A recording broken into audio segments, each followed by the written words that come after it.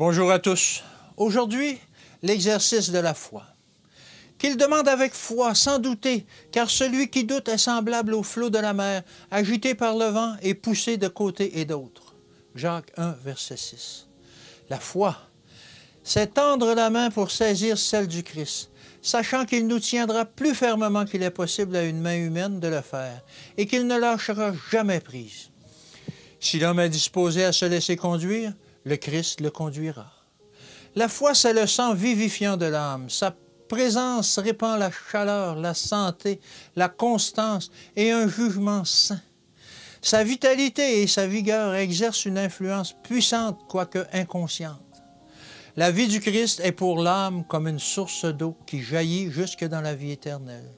Elle entraîne au constant entretien des grâces célestes et à une soumission naturelle au Seigneur en toutes choses. Elle nous permet de révéler que le Christ demeure en notre âme.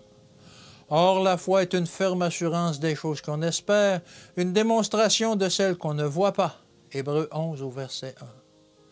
Ne l'avons-nous pas constaté dans le passé, alors que par la foi nous sommes parvenus à réaliser ce que nous voyons aujourd'hui? Avec la foi, ce n'est pas seulement regarder aux choses invisibles, c'est aussi être affermi en considérant les expériences passées, les résultats tangibles, la preuve des promesses de Dieu. Priez afin que le Seigneur augmente votre foi.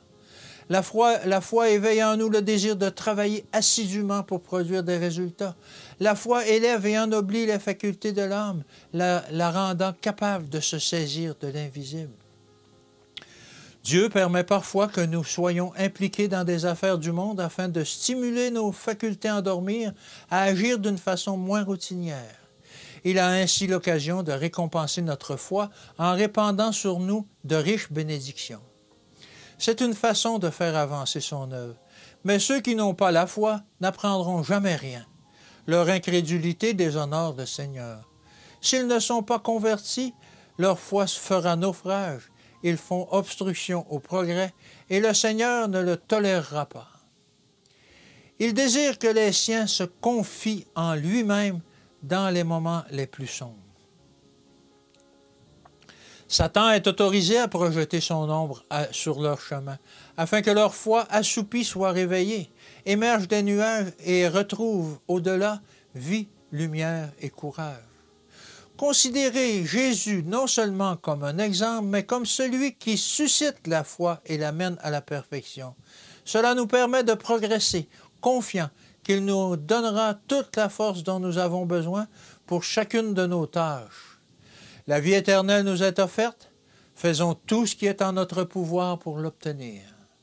Que Dieu vous bénisse et qu'il vous garde. Et encore une fois, je vous dis, à demain.